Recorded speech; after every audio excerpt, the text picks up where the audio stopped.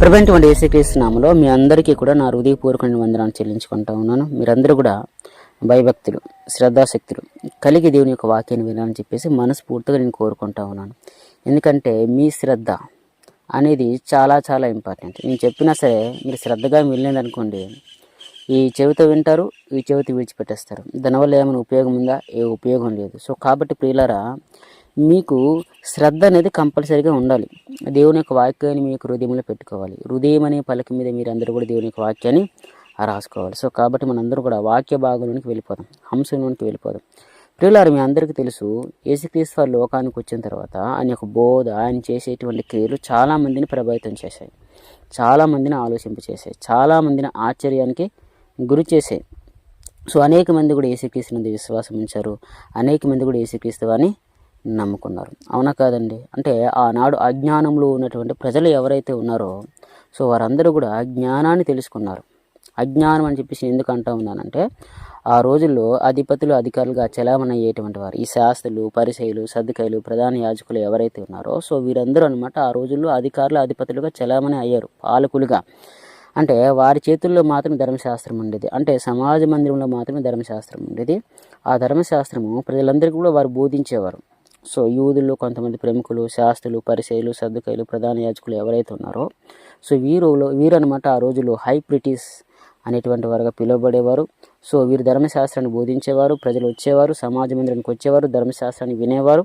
ఆ మాటలు బట్టి వారందరూ కూడా దేవుని యొక్క మాటను గౌరవించాలి, ఆ మాట ప్రకారం జీవించాలి. ఎందుకంటే ధర్మశాస్త్రం అనేది అప్పటికి ఇవ్వబడింది కాదు, పితరుల కాలం నుంచి కూడా ఇవ్వబడింది. కాబట్టి పితరులు చాలామంది వాటిని అనుసరించారు, జీవించారు. కొందరైతే భయభక్తులు లేనటువంటి వారు త్రొట్టిల్లిపోయారు, నాశనం అయిపోయారు అనుకోండి. కానీ ఏంటంటే ఎవరైతే భయభక్తి కలిగి ఉన్నారో, సో అటువంటి వారి జీవితాల పట్ల గొప్ప మేలే జరిగింది తప్ప కీడేమీ జరగలేదండి. సో కాబట్టి దేవుడు తన యొక్క ధర్మశాస్త్రాన్ని ఇచ్చాడు అంటే ఒక మనిషిని అంటే ఆ సత్యములు ఉండి సత్యములు తేయడానికే, ఒక మనిషి జీవితాన్ని మార్చడానికే, తన ఎదుట నీతిగా, యథార్థంగా అనమాట ఒక మనిషిని తీర్చిదిద్దుకోవడానికి దేవుడు ధర్మశాస్త్రాన్ని ఇచ్చాడు. అది మోసే కాలం నుంచి కూడా వారందరూ కూడా కొంతమంది వింటున్నారు, నేర్చుకుంటున్నారు, పాటిస్తున్నారు. ఆ విధంగా ఆ కాలం నుంచి ఈ కాలం వరకు వచ్చింది. ఈ శాస్త్రులు, పరిసయ్యులు, సద్దుకాయలు, ప్రధాన యాజకులు ఎవరైతే ఉన్నారో, సో వారందరూ అనమాట ధర్మశాస్త్రాన్ని బోధించేటువంటి స్థితిలో ఉన్నారు. కానీ వాస్తవంగా వారు ధర్మశాస్త్రాన్ని సరిగా బోధించట్లే. వారు ధర్మశాస్త్రాన్ని సరిగా బోధించినట్లయితే యేసుక్రీస్తు వారు భూమి మీదకి వచ్చేటువంటి సమయానికి యేసుక్రీస్తు వారు వారితో మాట్లాడుతూ గుడ్డి శాస్త్రి, గుడ్డి పరిచయుడా, అందులారా, అవివేకులారా, వేషధారులారా, సర్పంలారా, సర్ప సంతానమా, ఇటువంటి పదాలు ఎందుకంటే ఉపయోగిస్తాడు? మీరు మత్తయి సువార్త 23వ అధ్యాయం మీరు చాలాసార్లు మీరు చూసినట్లయితే యోహాను గారు కూడా అనమాట మొత్తానికి వారందరినీ కూడా దులిపేశాడు. కనీసం వారు ధర్మశాస్త్రం కూడా సరిగా బోధించేవారు కాదు. యేసుక్రీస్తు వారు అంత కఠినంగా వారితో మాట్లాడడానికి గల కారణం ఏంటంటే వారి యొక్క దేవుని ప్రేమను, అంటే ధర్మశాస్త్రం ఉంటే ఆ యొక్క మాటలు, విధులు, ఆజ్ఞలు ఏవైతే ఉన్నాయో సరిగా ప్రజలకు వివరించేవారు కాదు. ధర్మశాస్త్రంలో ఉన్నటువంటి మాటలు చెప్పడం మానేసి వారు కల్పించుకున్నటువంటి ఆ కల్పితాలు ఏవైతే ఉన్నాయో, వారు కల్పించుకున్నటువంటి ఆ సిద్ధాంతాలు ఏవైతే ఉన్నాయో వాటిని అనమాట ధర్మశాస్త్రంలో ఇమిడించి ఇవే మీకు దైవోపదేశములు, ఇవే మీకు మోసే రాయించి ఇచ్చినటువంటి ధర్మశాస్త్రంలో మాటలు, వీటిని మీరు గైకోవాలి. దైవోపదేశములు అంటే ఇవే మీకు దేవుని యొక్క మాటలు. చూడండి ఏ విధంగా కలిపేశారు, ఏ విధంగా చెరిపేశారు. సో ఇటువంటి వారు కూడా ఈనాడు లేరా అండి? చాలామంది ఉన్నారండి. దేవుని వాక్యాన్ని సరిగా బోధించరు, లేని వాటిని అనమాట అందులో కలిపేసి ఇంకా కళ్ళబొల్లి మాటలు, కల్పిత కథలు, ఈ విధంగా ప్రజల్ని మోసం చేసేటువంటి వారు.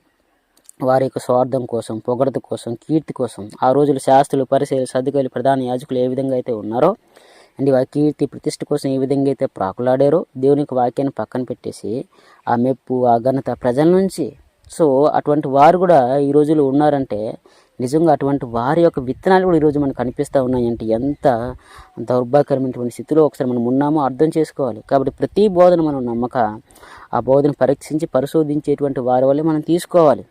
గ్రంథాన్ని దేవుడు మనకి ఎందుకు ఇచ్చాడు? మన చేతుల్లోన పరిశీలించడానికేగా, చదవడానికేగా, నేర్చుకోవడానికేగా. సో కాబట్టి మీరు ప్రతి ఆత్మను పరిశీలించండి, పరిశోధించండి. బైబిల్ పట్టుకునే ప్రతి ఒక్కడు కూడా బోధకుడు కాదు. అర్థమైందా అండి? బోధించేవాడు ప్రతి ఒక్కడు కూడా బోధకుడు కాడు. అందులో అబద్ధ ప్రవక్తలు ఉన్నారు, అబద్ధ బోధకులు ఉన్నారు. కాబట్టి క్రైస్తవులారా, క్రైస్తవ సంగమా, దేవుని నమ్ముకున్నటువంటి వారలారా, క్రీస్తును అంగీకరించిన వారలారా, సో కాబట్టి మీరు గమనించండి. అండి. యేసుక్రీస్తు వారు భూమి మీదకి వచ్చి వారితో మాట్లాడేంత వరకు కూడా వాళ్ళ ఆటలు బాగానే సాగాయి. ప్రజలను చక్కగా వారందరూ కూడా మోసం చేస్తూ ఉన్నారు. ఇక హ్యాపీ, ఇక సంతోషం అనమాట వారందరూ కూడా. ఎందుకంటే ఎదురు తిరిగేవారు లేరు, ఎదురు నిలిచేవారు లేరు, మాట్లాడేవారు లేరు. అంత ధైర్యం ఎవరిలో వారికి ఆనాడు లేదు. పైగా వారిని వీరు ఏం చేసేవారంటే గౌరవించేవారు. విందుల్లో అగ్రస్థానాలంట, అగ్రపీఠాలంట, సొంత వీధుల్లో వందనాలంట. సో ఏ విధంగా కీర్తి ప్రతిష్ఠ కోసం ప్రాకులాడారో ఒకసారి మీరు అందరూ కూడా అర్థం చేసుకోండి. కాబట్టి యేసుక్రీస్తు వారు వచ్చిన తర్వాత, ఎందుకంటే యేసుక్రీస్తు వారికి వారి మీద అంత కోపం అంటే అనేక మందిని దారి తప్పించేశారు. అనేక మందికి ఆ సత్యాన్ని బోధించి దేవుళ్ళ నుండి దూరం చేసేశారు. అనేక మందికి దేవుని దగ్గర అవ్వకుండా చేసేసారండి. సో కాబట్టి ధర్మశాస్త్రం ఉన్నది ఉన్నట్టుగా బోధించకుండా, అది వారికి తెలుసు, ఈ దేవుని యొక్క వాక్యము, ధర్మశాస్త్రము మోసే ద్వారా మనకు అనుగ్రహించబడుతుంది. ఈ వాక్యాన్ని మనం గైకున్నట్లయితే, ఈ వాక్య ప్రకారం మనం జీవించినట్లయితే దేవుని యొక్క దీవెన ఆశీర్వాదం మనకు వస్తుంది. మనం ఈ విధంగా ఉండకూడదు అనేటువంటి విషయం వారికి తెలుసు. అయినప్పటికీ వారు ఏమైనా గైకున్నారా? వారు గైకోలేదు. అదేవిధంగా అనేక మందిని కూడా దారి తెప్పించేశారు. సో కాబట్టి మీరు పరలోక రాజ్యానికి వెళ్ళరు, వెళ్ళే వారిని వెళ్ళనివ్వరు. సో కాబట్టి ఈ విధంగా వారికి జీవితాలు ఉన్నాయి, ఈ విధంగా వారి యొక్క బ్రతుకులు ఉన్నాయి. అంటే ఎంత చండాలంగా, ఎంత నీచంగా బ్రతికారో ఈ ధర్మశాస్త్రులు, ఈ శాస్త్రులు, పరిసయ్యులు, సద్దుకాయులు అనేటువంటి వారు ఒకసారి ఆలోచించండి. యేసుక్రీస్తు వారు కూడా ఆ విధంగా వచ్చి వారితో మాట్లాడుతుంటే, సువార్త ప్రకటిస్తూ ఉంటే యేసుక్రీస్తు వారు కూడా వారు ఆటంకం కలుగజేశారు. యేసుక్రీస్తు వారికి వ్యతిరేకంగా వారు మాట్లాడారండి. ఇప్పుడు యేసుక్రీస్తు వారికి వారంటే ఇష్టం లేదా అండి? ఇష్టమే అండి. ప్రేమ ఉంది కాబట్టి గద్దించాడు. ప్రేమ లేకపోతే గద్దిస్తాడండి? అయ్యో నా ప్రజలు. యేసుక్రీస్తు వారు వచ్చింది అనేక మందిని రక్షించడానికి, దేవునికి దగ్గర చేయడానికి. సో వీరిని కూడా ఆ విధంగా గద్దించాడంటే ప్రేమతోనే, వీరు నశించిపోకూడదు, పాడైపోకూడదు అని చెప్పడానికి. అయినప్పటికీ వారు మారారా? అబ్బే, అస్సలు వారు మారలేదండి. పైగా యేసుక్రీస్తు వారి మీద విపరీతమైన కోపం పెంచేసుకున్నారట. ఒకసారి యోహాను సువార్త 11:53 మీరు చూసినట్లయితే యేసుక్రీస్తు వారిని చంపాలని చెప్పేసి ఆలోచన చేశారంట. ఎందుకంటే ఇప్పుడు ధర్మశాస్త్రంలో దేవుడు ఎవరి గురించి అయితే రాయించాడో ఆ ప్రవక్త, అంటే ఆ క్రీస్తు, ఆ మెస్సయ్య, ఆ దావీదు కుమారుడు, ఆ దైవ కుమారుడు ఇతనే అనేటువంటి విషయం నాకు తెలిసి వారికి తెలిసే ఉంటుంది. అయినప్పటికీ వారు ఎందుకు ఒప్పుకోలేదంటే, అమ్మో ఇంతవరకు మనం డంబాలకు వెళ్ళిపోయాం, అనేక మందిని మోసం చేసేసాం. మీకు విషయం తెలుసా అండి? యేసుక్రీస్తు వారు వచ్చి వారితో మాట్లాడేంత వరకు కూడా వారి ప్రజలను మోసం చేస్తూనే ఉన్నారు. అనేక మందిని తప్పుదోవలో నడిపిస్తూనే ఉన్నారు. అనేక ఆత్మలను వారు సాతానికి, అపవాదికి ఆ విధంగా అప్పగిస్తానమాట, నిత్య నాశనానికి వారు పంపిస్తూనే ఉన్నారు. యేసుక్రీస్తు వారు ఎప్పుడైతే వచ్చారో, వెలుగు ఎప్పుడైతే వచ్చిందో చీకటి తొలగిపోయిందండి. అంతవరకు చాలామంది అజ్ఞానంలో ఉన్నారు, అంధకారంలో ఉన్నారు. వారు చెప్పేదే నిజమనుకున్నారు. కానీ యేసుక్రీస్తు వారు వచ్చిన తర్వాత ఆ విధంగా బహిరంగంగా మాట్లాడుతుంటే అందరూ కూడా ఆశ్చర్యమైపోతూ ఉన్నారు. అందరూ కూడా ఆశ్చర్యమే. ఎందుకంటే వారి గురించి అనమాట అవేర్నెస్ కలిగిస్తూ ఉన్నాడు యేసుక్రీస్తు వారు సమాజంలోనికి వచ్చి. ఇదిగో వారు చెప్తారే కానీ వారు చేరు. సో కాబట్టి వారు వేషధారులు, వాళ్ళు మీ మీద భారమైన బరువులు మోపేస్తారు. సో కాబట్టి వారు చెప్పింది మీరు మ్యాక్సిమం వినండి, కానీ వారి క్రియలు చొప్పున మీరు చేయకండి. ఈ విధంగా అనమాట యేసుక్రీస్తు వారు అనేక మందిని, అంటే అజ్ఞానంలో ఉన్నటువంటి ప్రజలను, చీకట్లో ఉన్నటువంటి ప్రజలను వెలుగులోనికి నడిపించేటువంటి వెలుగుగా ఇక్కడ యేసుక్రీస్తు వారు మనకు కనిపిస్తూ ఉన్నారు. ఇప్పుడు ఎవరైతే ఉన్నారో ఈ శాస్త్రాలను వెంబడించేటటువంటి వారు కూడా ఉంటారుగా, ఈ పరిచయలను, ధర్మశాస్త్రోపదేశకులను వీరిని కూడా వెంబడించేటటువంటి వారు కూడా ఉంటారుగా, ఖచ్చితంగా ఉంటారు. ఇప్పుడు వీరందరూ కూడా ఎవరివైపు తిరిగిపోతూ ఉన్నారు? యేసుక్రీస్తు వైపు తిరిగిపోతూ ఉన్నారు. సో అప్పటి వరకే వాళ్ళు హ్యాపీగా, సంతోషంగా ఉన్నటువంటి వారు, ప్రజల నుంచి ఆ డబ్బు, ఆ ఘనత, హోదా సంపాదించుకునేటువంటి వారు, ఎప్పుడైతే ఈ విధంగా యేసుక్రీస్తు వారు వచ్చారో, అవేర్నెస్ కలిగించారో, అనేక మంది అజ్ఞానం నుంచి జ్ఞానానికి ఎప్పుడైతే నడిపించారో, ఇక అందరూ కూడా ఎవరిని వెంబడించడం మొదలుపెట్టారు? యేసుక్రీస్తు వారిని వెంబడించడం మొదలుపెట్టారు. అంతే, వీరికి విపరీతమైనటువంటి కోపం వచ్చేసింది. ఇంకా ఎందుకంటే ఇంతవరకు భలేగా ఉండేది, హ్యాపీగా బిజినెస్ చేసుకునే వాళ్ళం, మనకు కావాల్సిన గౌరవము, హోదా అంతా దక్కేది, మోసం చేసిన వారు అడిగేవారు కాదు. కానీ ఈయన వచ్చిన తర్వాత అంతా పడిపోయింది. మనం గౌరవించేవాడు లేడు, డబ్బులు ఇచ్చేవాడు లేడు, పట్టించుకునేవాడు లేడు. ఎందుకంటే ఇంక ఈయన మొత్తం పట్టబయలు చేసేస్తూ ఉన్నాడు. సో కాబట్టి అనేక మంది ప్రజలు కూడా వారి గురించినటువంటి అజ్ఞానాన్ని పారదోలేశాడు. కాబట్టి ఇంకా వారికి విపరీతమైన కోపం వచ్చి, ఈయన మన మధ్యలో ఉంటే మనకి పనులు జరగవు. సో కాబట్టి ఇమ్మీడియట్గా ఏం చేయాలి? చంపేయాలి. ఇదే వారి ఆలోచన. ఇంకా ఎక్కడ దొరుకుతారా, ఎక్కడ పట్టుకుందామా అని చెప్పేసి వారి ప్రయత్నాలు అసలు ఆపట్లేదంట. యేసుక్రీస్తు వారు ఎక్కడికి వెళ్తే అక్కడికి వీరు కూడా వెనక ఆయనతో కూడా వచ్చేస్తూ ఉన్నారు. ఆయన ఏం మాట్లాడుతుంటే అది ఆ మాటలు తప్పుపట్టి ఏదో విధంగా అయినా సరే అతని సమాజంలో పెట్టి చంపించేద్దాం. ఇది వారి యొక్క ప్లాన్ అండి, ఇది వారి యొక్క ప్లాన్. సో కాబట్టి యేసుక్రీస్తు వారి చేత వారు ఇంకా అనేకమంది విషయాలు సంగతులు మాట్లాడించేవారట.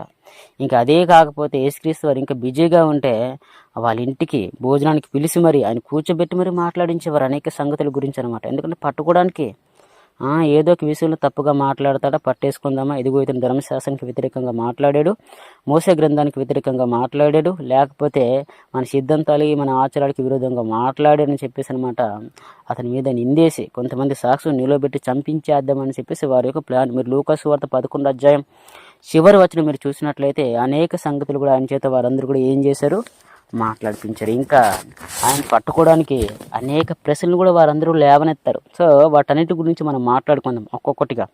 ఆయన యొద్దకు అనేక ప్రశ్నలు వెళ్ళాయి. ఆయనప్పటికీ యేసుక్రీస్తు వారేం భయపడిపోలే. అసలు ఆయన గురించి అసలు సొలొమోను కంటే జ్ఞానవంతుడండి. ఒక మనిషి తన యొద్దకు వస్తున్నాడంటే ఎందుకు వస్తున్నాడు, ఏ పర్పస్తో వస్తున్నాడు, ఏ ఉద్దేశంతో వస్తున్నాడు, ఇదంతా కూడా యేసుక్రీస్తు వారికి తెలుసు. ఎందుకంటే ఆయన హృదయ ఆంతరంగులు పరిశీలించేటువంటి వాడు, హృదయంలో ఏముందో ఆయనకు తెలుసు కాబట్టి. అర్థమైందా అండి? సో ఈ విధంగా అనమాట ఇంకా ఆయన దగ్గరికి అనేక ప్రశ్నలు అనమాట చిక్కు ప్రశ్నలు తీసుకువెళ్ళేవారండి వీరు. ధర్మశాస్త్ర సంబంధించినటువంటి ప్రశ్నలు కావచ్చు, అదేవిధంగా అనమాట రోమా ప్రభుత్వానికి వ్యతిరేకంగా కొన్ని ప్రశ్నలు కావచ్చు. ఏదో విధంగా ఆయన పట్టేసుకోవాలి, ఏదో విధంగా ఆయన బంధించాలి, ఏదో విధంగా ఆయన చంపేయాలి. అసలు ఆయన చూసి పళ్ళు కొరికేవారంటే. ఎందుకంటే అంత కక్ష, ఎందుకంటే అంత ద్వేషం అండి. యేసుక్రీస్తు వారు ఇంకా విషయం తెలుసా అండి, అదే ఆ ప్లేస్లో యేసుక్రీస్తు వారు ఉన్నారండి. ఇంకా వేరే వాళ్ళైతే ఖచ్చితంగా ఆయన యొద్దకు వెళ్ళి పడిపోయేవారండి. ఎందుకంటే యేసుక్రీస్తు వారు అనేకమైనటువంటి అద్భుతాలు, సూచక్రియలు, మహత్కార్యాలు చేస్తూ ఉన్నాడు. ఇంకా అవి లేదు కాదు అనడానికి ఎటువంటి అవకాశం లేదు. అందరు కళ్ళ ముందు జరిగిపోతూ ఉన్నాయి, బహిరంగంగా జరిగిపోతూ ఉన్నాయి. అందరూ కూడా చూస్తున్నారు. కుంటివారు, గుడ్డివారు, మూగవారు, చెవిటివారు, అంగహీనులు, ఈ విధంగా ఎంతమంది అయితే దెయ్యముల చేత, అపిత్ర ఆత్మల చేత బాధింపబడుతుంటువంటి వారు ఉన్నారో వారందరూ కూడా స్వస్థత ఎంతమంది నుండి యేసుక్రీస్తు వారు స్వస్థపరిచారు, ఎంతమంది నుండి యేసుక్రీస్తు వారు బాగు చేశారు అండి. చనిపోయినటువంటి వారిని యేసుక్రీస్తు వారు లేపారండి. అండ్ ఇంక కొన్ని రాయబడలేదంట సంగతులంట అండి. యేసుక్రీస్తు వారు చేసినవన్నీ కూడా రాస్తే అస్సలు గ్రంథంలో సరిపోవంట. ఇవన్నీ కూడా వారికి తెలుసు. ఎందుకంటే ఇదిగో లోకమంతా కూడా ఆయన వెంట పోతూ ఉంది, ఆయన ద్వారా అటువంటి క్రియలు జరిగిపోతూ ఉన్నాయి. ఇప్పుడు మనం ఏం చేద్దామని చెప్పేసి మొత్తానికి వారు ఏం చేశారంటే మహాసభ సమకూర్చి ఆ విధంగా మాట్లాడుకోవడం మొదలు పెట్టారట. అంటే ఒక్కడు కూడా ఆలోచించి ఉంటే నిజమే కదా, ఇంతవరకు కూడా ఎటువంటి ఒక సాధారణ మనసు ద్వారా అటువంటి క్రియలు జరగలేదు కదా, అటువంటి అద్భుతాలు జరగలేదు కదా, అటువంటి సూచక్రియలు జరగలేదు కదా. కనీసం వీటి ద్వారా జరుగుతున్నాయంటే, ఒక మనిషి ద్వారా ఇటువంటి కార్యాలు జరుగుతున్నాయంటే నిజమే, వాస్తవమే. దేవుడు ఏదైతే ప్రవక్తల ద్వారా గ్రంథంలో రాయించాడో ఆ మెస్సయ్య, ఆ క్రీస్తు ఎవరో కాదు ఈయనే అనేటువంటి చిన్న మార్పు, చిన్న ఆలోచన వారి యొక్క జీవితాలు వచ్చినా ఖచ్చితంగా వారి యొక్క జీవితాలు మారిపోయేవండి. కానీ అండి హృదయం ఎంత కఠిన బారిపోయిందో, యేసుక్రీస్తుకి విరుద్ధంగా ఎంతలా మారిపోయారో ఒకసారి మీరు అందరూ అర్థం చేసుకుంటూ పోయారా. వారి జీవితాలే మారలేదండి, అదేవిధంగా వారందరూ కూడా ఉండిపోయారు. అదేవిధంగా వారి యొక్క జీవితాలు భ్రష్టపడిపోయాయి, నాశనం అయిపోయాయి. ఈ విధంగా ఆయన పట్టుకోవడానికి వల వేసినటువంటి వలలు చాలా వేశారండి. యేసుక్రీస్తు వారి యొద్దకు అనేక మందిని పంపించారు. వారు వలలు కూడా వేశారు. వలలు అంటే చిక్కు ప్రశ్నలు అనమాట. ఏదో విధంగా పట్టేసుకుందాం, ఏదో విధంగా నాశనం చేసేద్దాం అని చెప్పేసి. సో అటువంటివి చాలా ఉన్నాయి. వాటిని మనం ఏం చేసుకుందామంటే మాట్లాడుకుందాం ఒక్కొక్కటిగా. అంటే ఎటువంటి ప్రశ్నలు యేసుక్రీస్తు వారి యొద్దకు తీసుకొచ్చారు, ఏ విధంగా ప్రశ్న వేసారు, పట్టుకుందామని చెప్పేసి ఏ విధంగా ప్రయత్నం చేశారు, అవన్నీ కూడా మనం మాట్లాడుకుందాం. ముందుగా మనం చూసినట్లయితే మత్తయి సువార్త 22వ అధ్యాయము 17వ వచనం మనం చూసినట్లయితే, మత్తయి సువార్త 22:15 నుంచి మనం చూద్దామండి. అందరూ కూడా తీయండి. మత్తయి సువార్త 22:15. అప్పుడు పరిసయ్యులు వెళ్ళి మాటల్లో ఆయన చిక్కుపరచవలనని ఆలోచన చేయొచ్చు అండి. ఇంతకు ముందు చాలా ప్రశ్నలు వేశారు, అవి కూడా మనం ఒక్కొక్కటిగా మాట్లాడుకుందాం. ప్రస్తుతం అయితే ఈ సందర్భం మనం ఒకసారి ఆలోచించినట్లయితే, పరిసయ్యులు మీ అందరికీ తెలుసు, వీరందరూ కూడా విరోధులు. అంటే యేసుక్రీస్తు వారికి విరోధులు. పట్టుకుందామని చెప్పి ప్రయత్నం చేసేవారు. ఎందుకంటే వారి యొక్క ఆగడాలు ఈయన ఏం చేస్తూ ఉన్నాడు, ఆపేస్తూ ఉన్నాడు, సాగనివ్వట్లేదు. సో కాబట్టి ఇక హృదయం మొత్తం పొగ, ఈర్ష్య, అసూయ, ద్వేషం పెంచేసుకున్నారు. కాబట్టి చూడండి వారి యొక్క మైండ్ మెంటాలిటీ ఏ విధంగా ఉంది, ఏ విధంగా ఇరికించాలని చెప్పేసి వారు యేసుక్రీస్తు వారిని ఈ విధంగా పట్టుకోవాలని చెప్పేసి ఆలోచిస్తూ ఉన్నారు.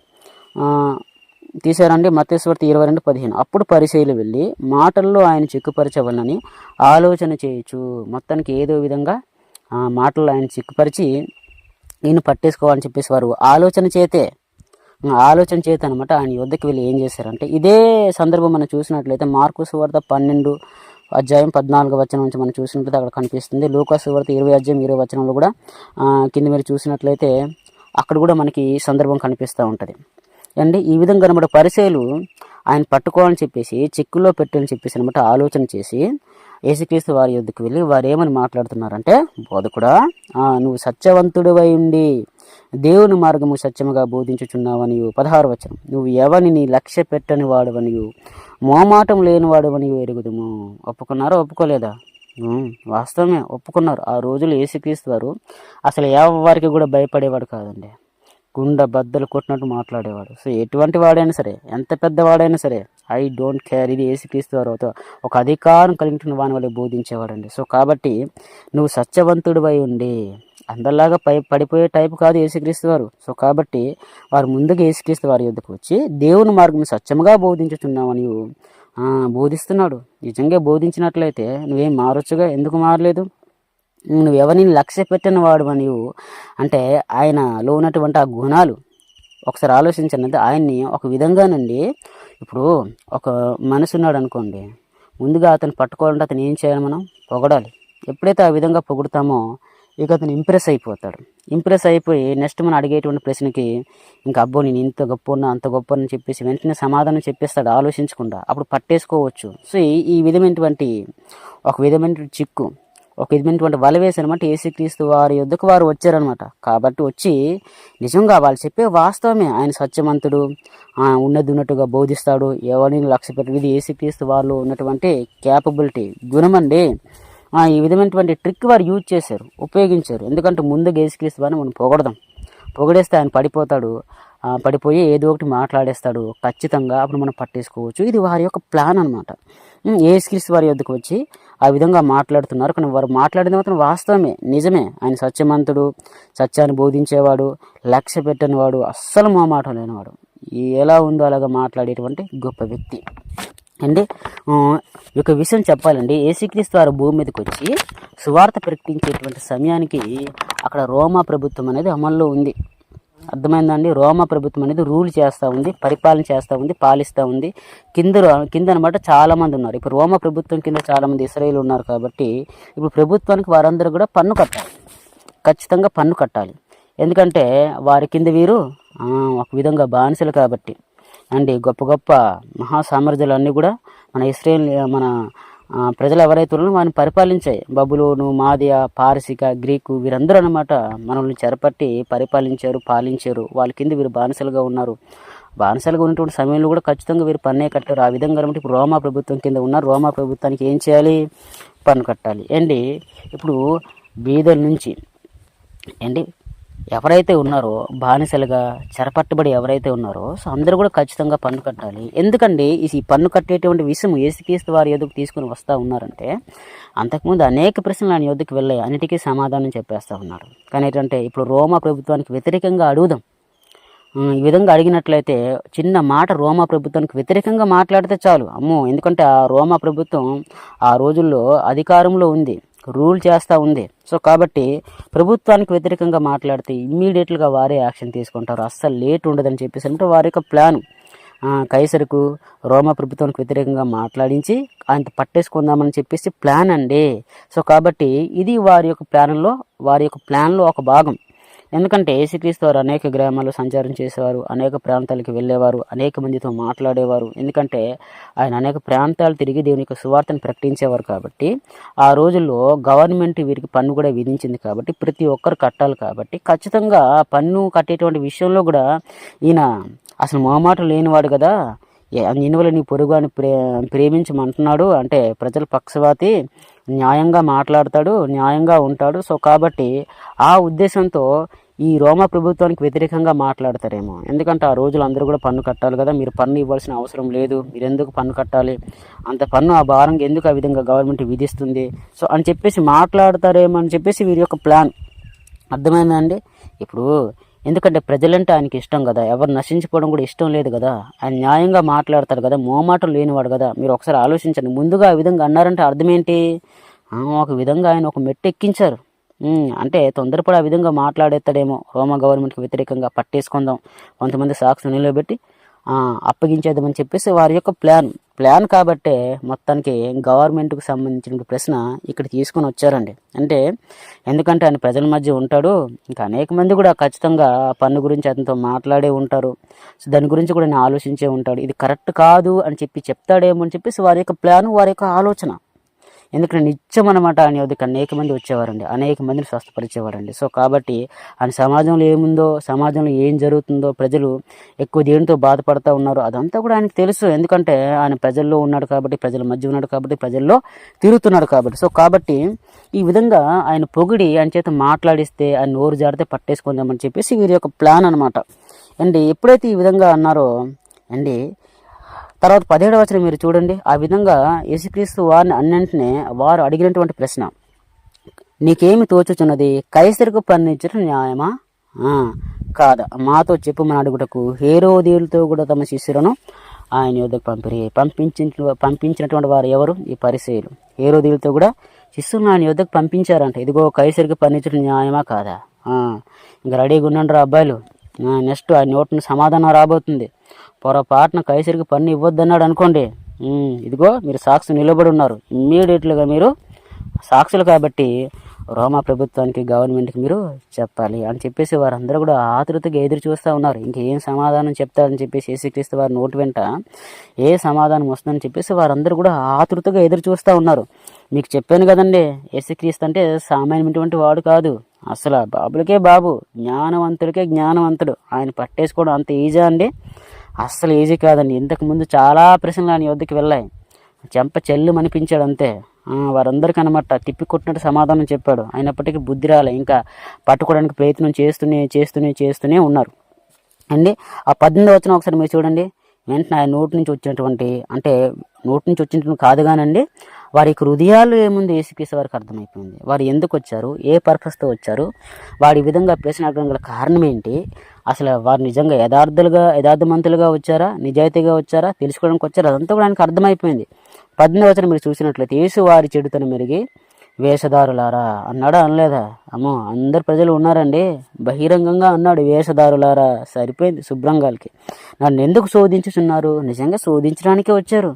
ఒక సామాన్య మానవుడు అనుకోండి, పట్టుకోవడానికి వెళ్ళామనుకోండి, నీ హృదయంలో ఏముందో తెలియకపోవచ్చు, నువ్వు ఏ పర్పస్తో కూర్చొని అడుగుతున్నావో తెలియకపోవచ్చు, కానీ అడిగింది ఎవరికి? సాక్షాత్ దైవ కుమారుడికి, యేసుక్రీస్తుకి. ఎవరి కోసమైతే ఎదురు చూస్తున్నారో ఆయనకి. ఆయన ముందు కుప్పిగంతలు వీలేపాటి వారండి. ఆయనతో పోల్చుకుంటే అండి వారికి వేషధారణ మొత్తం యేసుక్రీస్తు వారికి తెలిసిపోయిందండి. అప్పుడు ఆయన ఏమంటున్నాడు తెలుసా?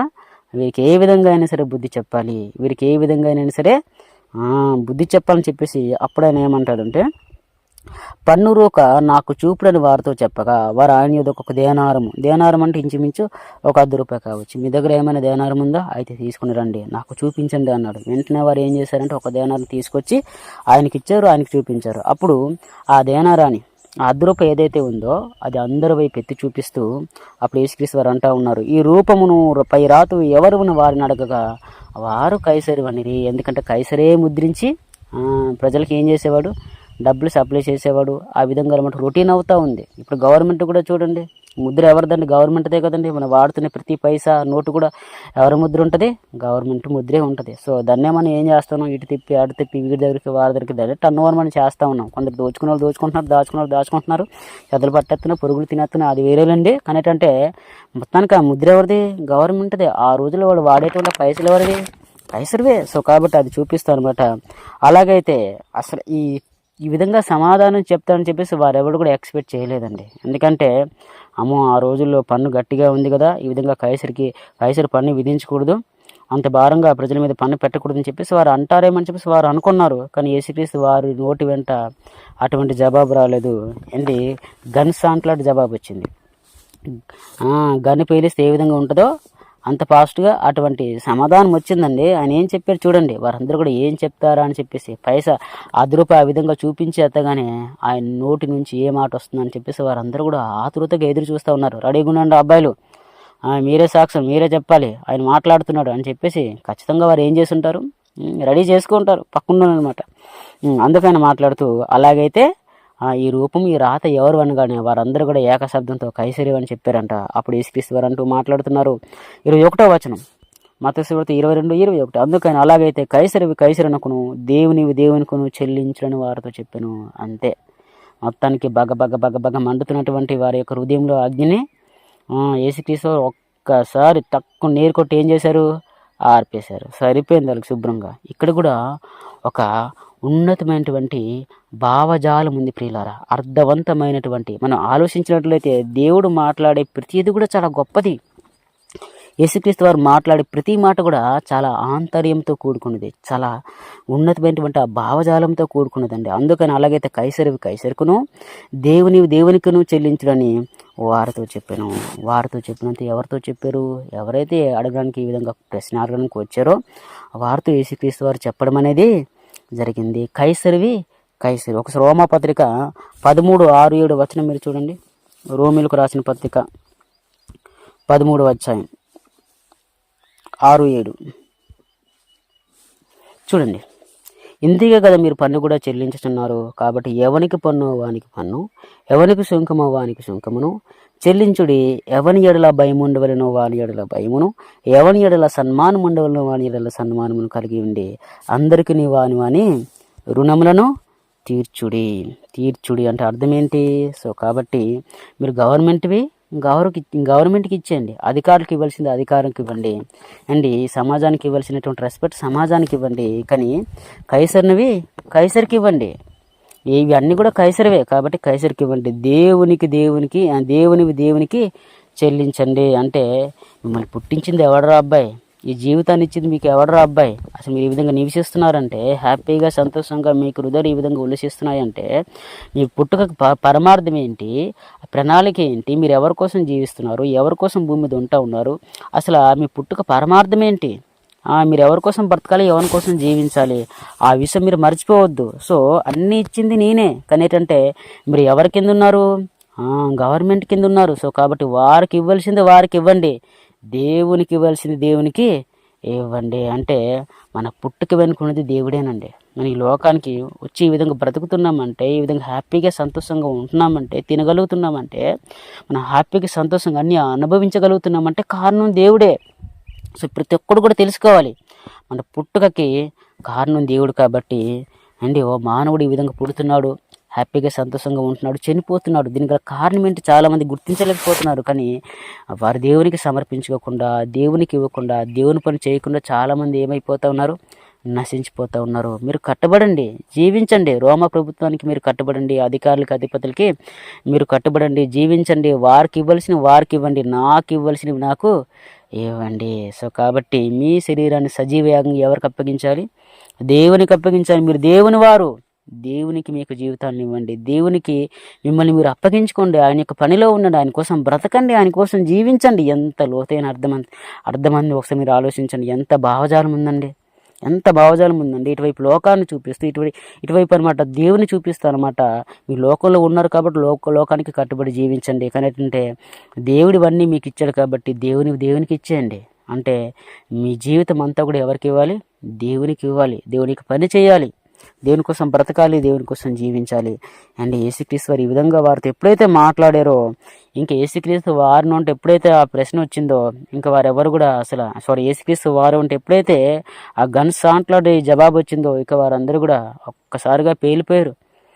అసలు ఆ నోట్ నుంచి ఇటువంటి ఆన్సర్ వస్తుందని చెప్పేసి వారు కూడా అసలు ఎక్స్పెక్ట్ చేయలే. అంతే, అందరూ కూడా ఆశ్చర్యమైపోయారంట. అది ఆయన యొక్క జ్ఞానం, అది ఆయన యొక్క గొప్పతనం. అయినప్పటికీ యేసుక్రీస్తు వారి మీద వారు అంతా పొగ పెట్టుకున్నారు కాబట్టి, అయినప్పటికీ యేసుక్రీస్తు వారు ఏమన్నారండి? పన్ను ఇవ్వాలన్నాడా వద్దన్నాడా? అమ్మో పన్ను ఇవ్వాలి అన్నాడు. కానీ వారు ఏం చెప్పారండి? ఒకసారి మీరు చూసినట్లయితే వారు ఏం చెప్పారో తెలుసా? ఒకసారి తీయండి. యేసుక్రీస్తు వారిని బంధించిన తర్వాత, అధికారి యొద్దకు నిలబెట్టిన తర్వాత వారు ఏం చెప్పారంటే, యేసుక్రీస్తు వారి మీద వారు ఏం నేరం మోపారంటే, లూకాసు వార్త 23వ అధ్యాయము 2వ వచనం. లూకాసు 23 అధ్యాయం 2వ వచనం.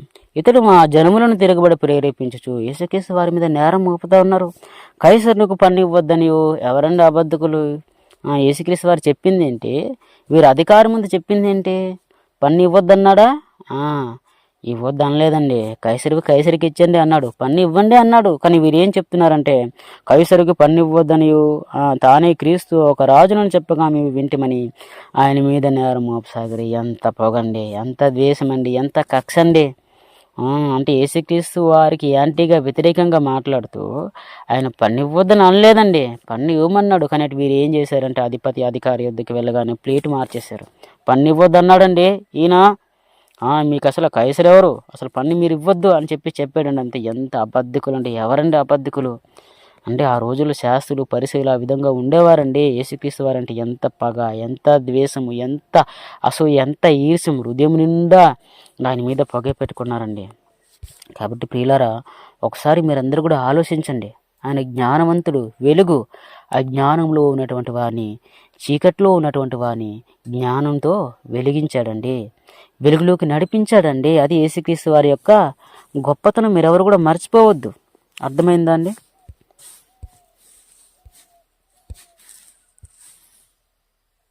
అదండి ఆయన యొక్క జ్ఞానం, అదండి ఆయన యొక్క శక్తి, అదండి ఆయన యొక్క సామర్థ్యం అండి. ఇక్కడ పన్ను విషయంలో కూడా చాలా తేడా ఉంటుందండి. ఒకానొక సమయంలో అనమాట యేసుక్రీస్తు వారు ఉన్నప్పుడు పేతురు ఎదుకు కొంతమంది అరసెకలు వసూలు చేసేటువంటి వారు వస్తారు. ఏమయ్యా, మీ యజమాని ఎవడైతే ఉన్నాడో వాడు పన్ను కట్టడా అనగానే అక్కడ యేసుక్రీస్తు వారు పేతురుని చూసి మాట అంటాడండి. ఆ మాట కూడా మీరు చూసినట్లయితే మత్తయి సువార్త 17:25 అరసెకలు అనేటువంటి పన్ను వసూలు చేసేవారు వస్తే అప్పుడు యేసుక్రీస్తు వారు పేతురు వైపు తిరిగి, సీమోనా, భూరాజులు సుంకం ఎవరి యొద్ద వసూలు చేయుదురు? కుమారుల యొద్దనా, అన్యుల యొద్దనా అనగానే పేతురు ఏమంటాడు? సీమోను, అన్యుల యొద్దనే అంటాడు. అంటే కుమారులు స్వతంత్రులే. అంటే ఆ రోజుల్లో పన్ను కూడా అందరికీ వసూలు చేసేవారు కాదనమాట. ఎవరైతే వారికి అనుకూలంగా ఉన్నారో వారిని వదిలేసేవారు అనమాట. ఈ విధంగా ఉన్నప్పటికీ యేసుక్రీస్తు వారు పన్ను చెల్లిస్తారా, చెల్లించరా? చెల్లిస్తారండి. అంటే ఈ విధంగా వారు యేసుక్రీస్తు వారికి వ్యతిరేకంగా యాంటీగా ఉన్నారంటే ఒకసారి మీరు అర్థం చేసుకోండి, వారు ఏ రేంజ్లో ఉన్నారో, ఏ పరిస్థితిలో ఉన్నారో. సో కాబట్టి ప్రియులారా, యేసుక్రీస్తు వారికి జ్ఞానం అంత గొప్పది. ఆ నమ్ముకునేటువంటి నిజంగా అదృష్టవంతులండి.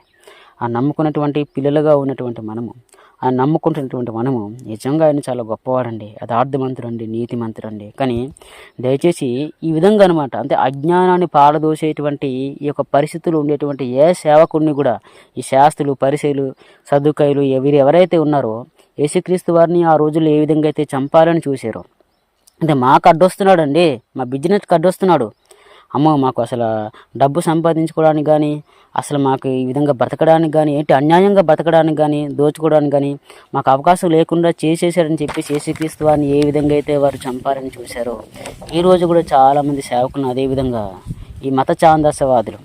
సో మతం కాదురా బాబు, ఇది ఒక మార్గము, అందరూ కూడా కలిసిమెలిసి సమానంగా ఉండాలి, ఇందులో మత విద్వేషాలు రెచ్చగొట్టకూడదు, అందరం కూడా భారతీయులమే, ప్రతి విశ్వాసాన్ని మనం గౌరవించాలి, ప్రతి వారికి కూడా మనం విలువ ఇవ్వాలని చెప్పేసి అనమాట ఈరోజు చాలామంది పాస్టర్లు ఆ విధంగా ప్రకటిస్తుంటే, యేసుక్రీస్తు వారు అదేవిధంగా అపోస్తులను, అదేవిధంగా ప్రవక్తలను, అదేవిధంగా పితరులను ఏ విధంగా అయితే తిరస్కరించారో ఇప్పుడు కూడా చాలామందిని ఆ విధంగా తిరస్కరించి ఏం చేస్తూ ఉన్నారు?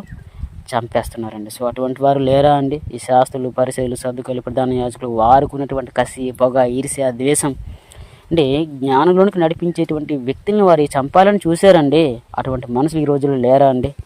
చాలామంది ఉన్నారు పిల్లరా. సో కాబట్టి మీరందరూ కూడా అటువంటి దౌర్భాగ్యకరమైనటువంటి మనుషుల మధ్య మనం బ్రతుకుతూ ఉన్నాం. కాబట్టి మీరందరూ కూడా చాలా జాగ్రత్తగా ఉండండి. జ్ఞానం, యుక్తి గలవారుగా మీరందరూ కూడా దేవునికి వాక్యాన్ని ప్రకటించాలి, యథార్థంగా ఉండాలి, నీతిగా ఉండాలి, ఎవరిని దూషించకూడదు, ఎవరిని తప్పు పట్టకూడదు. సో కాబట్టి ప్రియులారా, ఈ వాక్యం మీ అందరికీ కూడా అర్థమైందని చెప్పేసి మనస్ఫూర్తిగా కోరుకుంటూ, నా గురించి కూడా మీరందరూ కూడా ప్రార్థన చేయండి. ఇంకో సందేశంతో కలుద్దాం. Thank you so much to all.